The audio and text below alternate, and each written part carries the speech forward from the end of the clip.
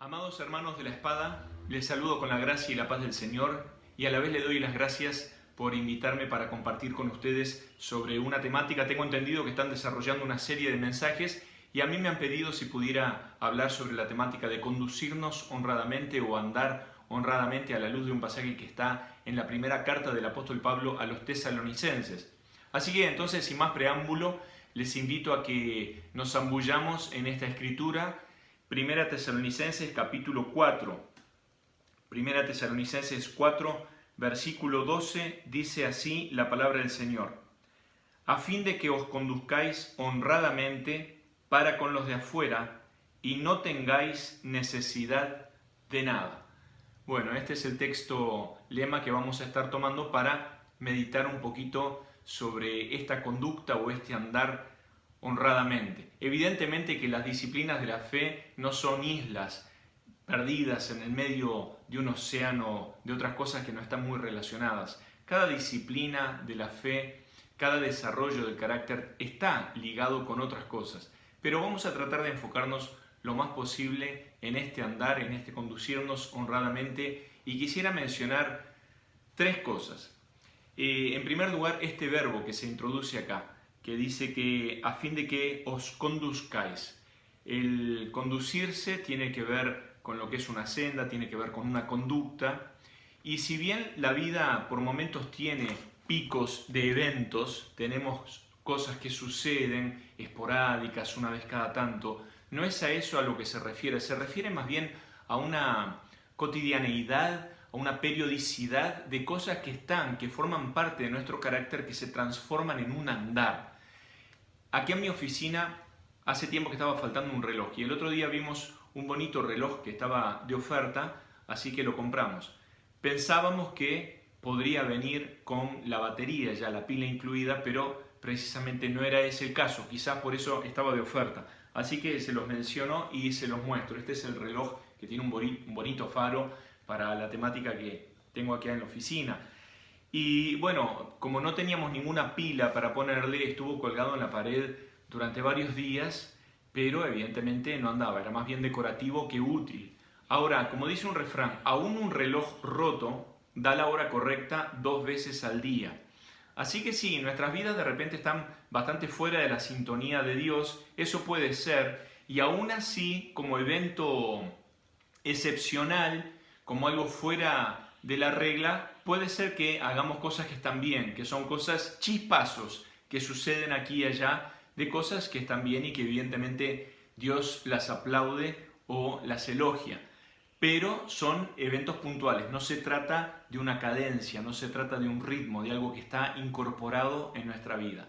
Bueno, entonces, esto que nos está pidiendo el Señor a través del apóstol Pablo, a través de la carta a los tesalonicenses, es más bien que sea una conducta, como que sea algo que, si bien no vamos a llegar a la perfección, pero si se pusiera en una balanza el hecho de andar honradamente con el hecho de andar deshonradamente o desprolijamente o sin decencia, entonces que pese bastante más lo que es una vida y una conducta y un andar honrado. Entonces, ese es el primer punto que quisiera enfatizar, que la vida cristiana, como en otras disciplinas, no se trata meramente de algunos chispazos, no se trata de fuegos artificiales, se trata más bien de una hoguera, algo que está en un proceso, algo que está poniéndose mejor cada vez. No solamente que se mantiene estable, sino que va adquiriendo más sabor, más color, más madurez.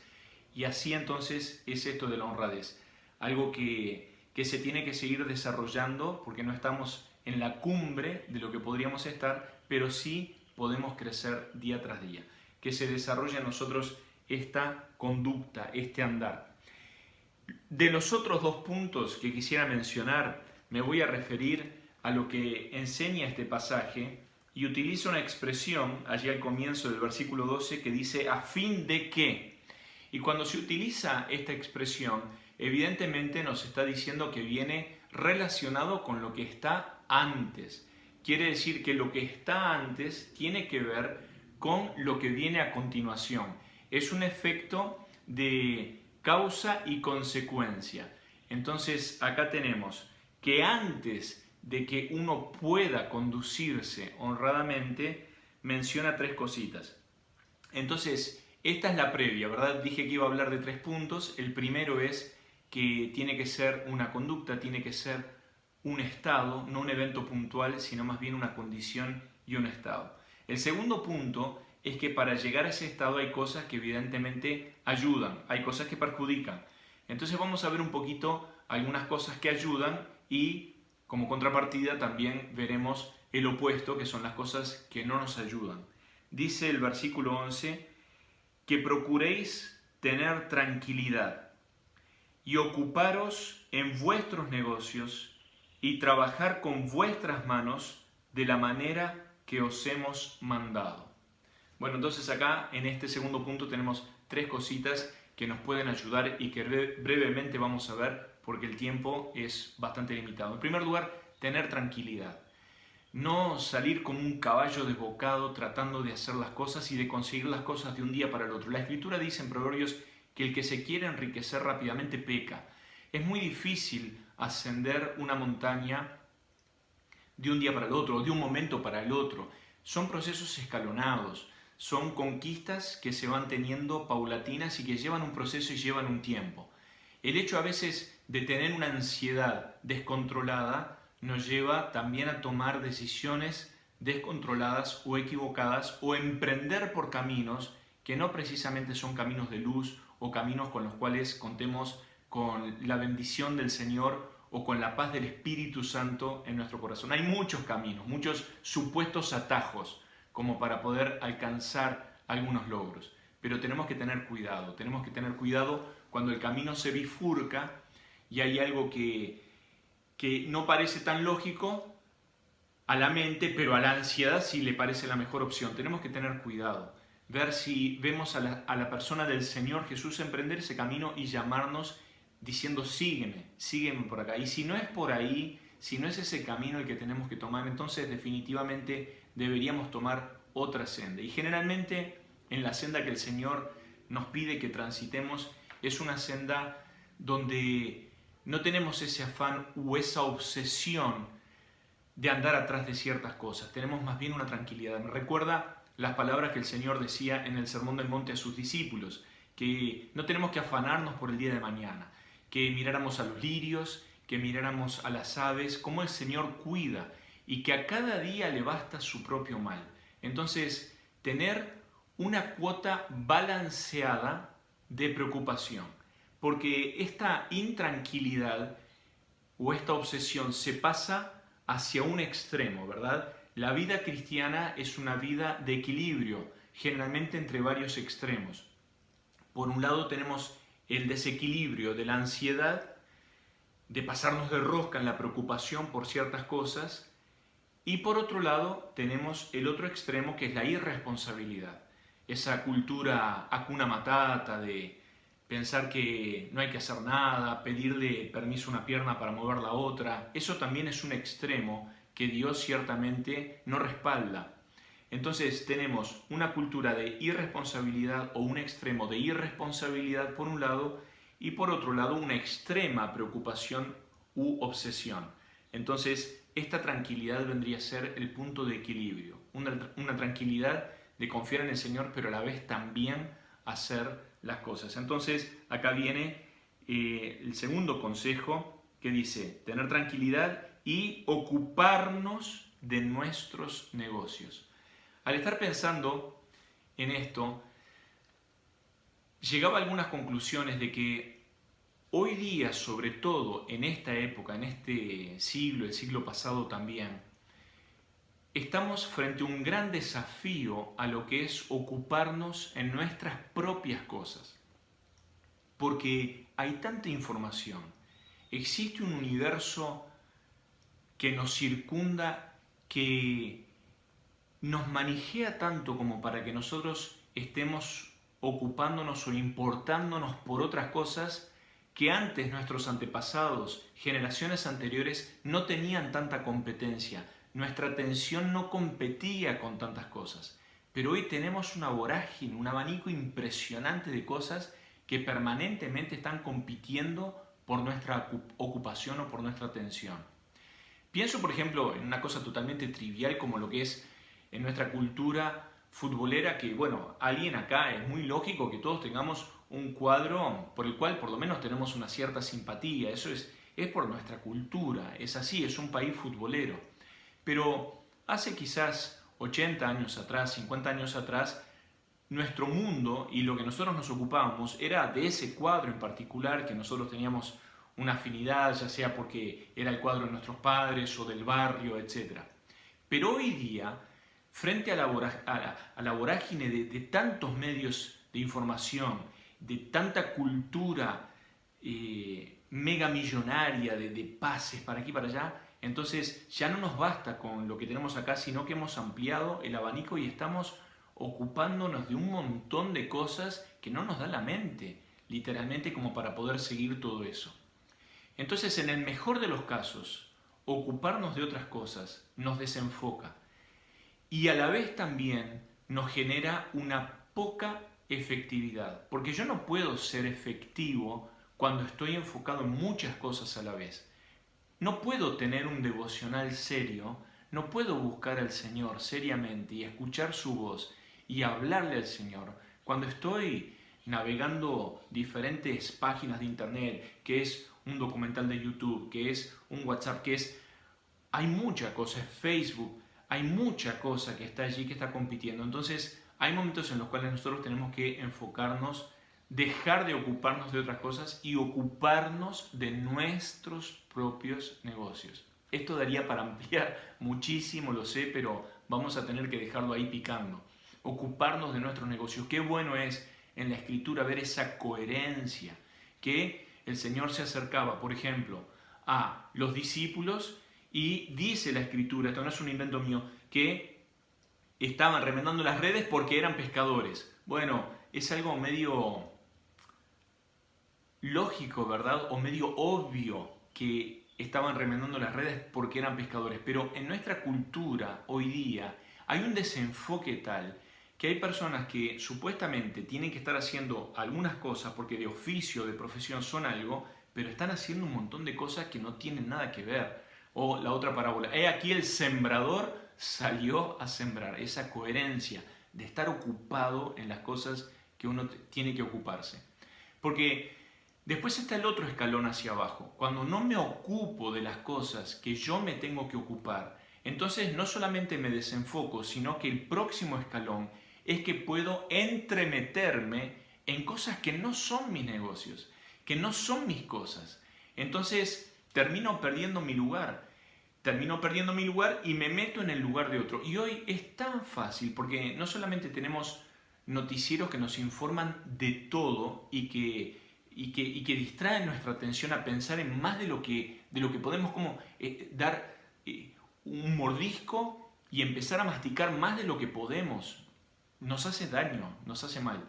Pero más allá de eso, hoy tenemos medios en los cuales no solamente nos informan, sino que nos dan la posibilidad de interactuar. Estoy pensando, por ejemplo, en Facebook, que tendrá sus cosas buenas, pero también tiene cosas que son negativas, donde ahora pensamos que podemos meternos a opinar de un montón de cosas y nos entremetemos en otras cosas por curiosidad y a veces hasta empezamos a opinar.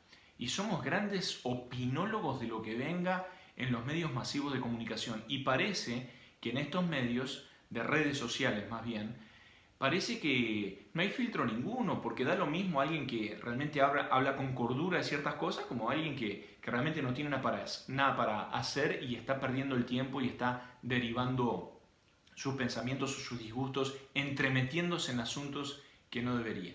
Así que bueno, este es el primer consejo que nos ayuda a poder vivir una vida de honradez. El hecho de estar ocupado en las cosas que nosotros tenemos que ocuparnos.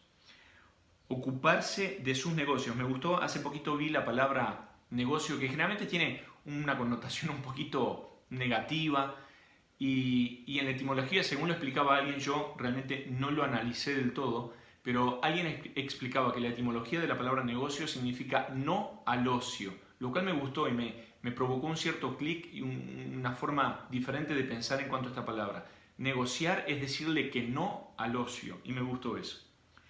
Y dice después, trabajar con sus propias manos de manera de la manera que les hemos mandado. En la cultura griega había un cierto menosprecio a lo que era trabajar con las manos, salvo de repente para cosas artísticas o muy prominentes, ¿no? Más bien los trabajos manuales se los delegaban a los esclavos y a personas de otros estratos sociales inferiores. Entonces había un paradigma, un preconcepto de que trabajar con las manos era algo malo. Y el apóstol acá está diciendo que uno se tiene que enfocar en los propios negocios y trabajar con sus manos. Lo cual nos está hablando de que tenemos que ser personas efectivas, que tenemos que ser efectivas en un par de cosas. Una, en hacer cosas que nos puedan generar un sustento, porque uno puede estar ocupado y trabajar con sus manos, pero en cosas que realmente no nos van a generar ningún sustento. Somos buenísimos quizás haciendo alguna cosa, pero no son cosas que realmente nos van a estar ayudando en un sustento, sino que vamos a terminar siendo la carga de alguien más. Y eso no es algo que al Señor le agrade. Y por otro lado, es que el hecho de poder trabajar con las manos nos permite también ayudar a otras personas en necesidad. Nos es un buen testimonio y a la vez nos permite ayudar a otras personas en necesidad. Realmente tenía anotado que quería compartir. Es un pasaje que a mí me encanta, que es Efesios capítulo 4, versículo 28, que dice así la palabra del Señor: el que hurtaba, no hurte más, sino trabaje haciendo con sus manos lo que es bueno, para que tenga que compartir con el que padece necesidad. Este es el verdadero giro de 180 grados. Yo estoy yendo para allá, pero ahora por la gracia del Señor tengo un encuentro con el Señor, con la cruz del Señor, y ahora mi vida da un giro de 180 grados. Antes hurtaba, ahora ya no hurto más, empiezo a cambiar. Y ahora trabajo con mis propias manos en las cosas que son buenas, de modo tal que ahora no solamente me alcanza para mí, sino que tengo para proveer a los que están padeciendo necesidad. Antes le quitaba a otros, ahora les estoy proveyendo a otros. Entonces, esa es la manera en la cual el apóstol había mandado. Entonces, tener tranquilidad, estar ocupado en los negocios de uno y trabajar con las propias manos para entonces poder tener para uno mismo y a la vez para los que están en necesidad, así como el apóstol había mandado, como el Señor mismo ha mandado. Así que hemos visto dos puntos. El primero es que tenemos que conducirnos. No se trata solamente de un evento, sino de una conducta, de un andar. En segundo lugar, cosas que ayudan a que andemos. Este andar así es una consecuencia de cosas previas, como lo son las que hemos visto. Pero después también hay una consecuencia. Cuando yo vengo de causas que me llevan a una vida, una conducta de honradez, entonces esto también genera consecuencias que están en el versículo 12 al final del mismo. Dice: para que os conduzcáis honradamente para con los de afuera y no tengáis necesidad de nada. Esta conducta, este hábito adquirido de andar honradamente, de ocuparse de las cosas de uno, de hacerlo en forma honrada, de trabajar con las manos en cosas que sean buenas, que sean efectivas, que provean para la necesidad de uno y a la vez para la necesidad de otros, genera un buen testimonio. Nosotros somos de buen testimonio cuando nuestras vidas producen, cuando nos sostenemos y a la vez también podemos ayudar a otros en necesidad. Eso genera un buen testimonio. En aquel momento, a continuación, después se habla de la venida del Señor en este capítulo, pero dice un comentarista que a mí me gusta mucho, que había algunos hermanos que esperaban la venida del Señor en ese momento y entonces debido a eso no trabajaban, estaban más que nada para esperar al Señor y nada más, lo cual hacía que se convirtieran en gravosos para otras personas que estaban trabajando para sí y para otros que bajo la excusa de estar esperando al Señor estaban desarrollando una vagancia. Y a la vez de que eso genera el hecho de ser gravoso para otros, termina siendo un mal testimonio para las personas que lo ven de afuera. Entonces, ese estigma no debería ser el estigma de los hijos de Dios. Un hijo de Dios tiene que ser una persona que sabe trabajar. Y al saber trabajar honradamente y honestamente, tiene necesariamente que marcar una diferencia en el entorno donde está. Tiene que marcar una diferencia. Esa sal que Dios nos ha puesto esa luz, que nos puso en el ambiente que estemos, en una fábrica, en una panadería, en una industria, en una oficina, en un banco, donde sea, donde Dios nos haya puesto, tenemos que ser sal y luz. Lo cual es difícil porque este mundo y las reglas de este mundo las hacen precisamente personas cuya conducta muchas veces dista muchísimo de lo que es una vida honrada. Entonces, a veces es difícil subsistir en los mundos empresariales, etcétera, cuando la marea empuja con tanta fuerza hacia ciertos lados. Por otro lado, cuando está tan pesado el ambiente en ciertos lugares, no hay que ser un sacrosanto para marcar la diferencia. Ya tan solo con hacer las cosas que meramente uno se supone que tiene que hacer, ya genera asombro. Recuerdo cuando alguna persona en la escuela, cuando iba a buscar a nuestros hijos, decía algo que para nosotros era absolutamente normal. Dice, ¿cómo tus hijos que no dicen malas palabras? Y nosotros, claro, no nos dábamos cuenta de esto porque nosotros vivimos una cierta realidad que es muy común para nosotros. Pero hoy día está tan caída la sociedad, hay tanta oscuridad, que aún las pequeñas cosas marcan una diferencia, como el hecho nomás de no decir malas palabras ya marca una diferencia. Entonces nosotros tenemos que ser un buen testimonio. Y el hecho de trabajar y proveer y sostenernos y ayudar a otros y hacerlo en forma honrada, eso ya es un buen testimonio. Un buen testimonio que marca luz en un momento y en una sociedad tan oscura. Y lo último es que dice que no tengáis necesidad de nada. Cuando trabajamos, el Señor no nos ha prometido tirar manteca al techo, pero sí nos ha prometido que no tendremos necesidad. No ha prometido satisfacer todos nuestros gustos, pero sí ha prometido satisfacer nuestras necesidades. Pero es de esas promesas que tienen condicionantes. El condicionante es que yo tengo que trabajar, yo tengo que buscar al Señor y tengo que buscar con mis manos hacer las cosas efectivas que Él me dio la capacidad de hacer. Mis talentos, mis virtudes, mi composición no es la misma que la tuya y somos diferentes, pero sí tenemos algunas cosas en común, que a cada uno de nosotros el Señor nos ha dado algo para potenciar, para desarrollar. Y eso tiene bendición de Dios porque Dios promete que Él va a satisfacer nuestras necesidades. Y más aún, porque su voluntad no es solamente satisfacer mis necesidades para que yo quede regordete y contento por la situación en la que estoy, sino que lo hace para que a la vez pueda bendecir a otras personas también. Así que hermanos, dejo estas meditaciones con ustedes, un precioso pasaje de la Escritura, que andemos con honestidad. Creo que es una montaña en la cual todos podemos dar algún paso más hacia arriba, en la dirección correcta, que siempre es hacia arriba. Cuesta más cuando es en la dirección correcta. Y tenemos cosas que nos perjudican, el desenfoque, las muchas cosas que nos invitan a distraernos o a entrometernos en cosas que no son nuestra responsabilidad o no son nuestros negocios. Y por otro lado tenemos cosas que sí nos ayudan, pasito tras pasito, ocuparnos en lo que tenemos que hacer, darle trabajo y ocupación efectiva a nuestras manos, de forma tal que terminemos siendo de buen testimonio a los de afuera y también que tengamos lo que nos hace falta, de modo tal que también podamos proveer a aquellos que tienen necesidad. Espero que sea de bendición para ustedes, como lo ha sido para mí también meditar en estas cosas. Que el Señor les bendiga muchísimo. Les saludo en el nombre del Señor. Amén.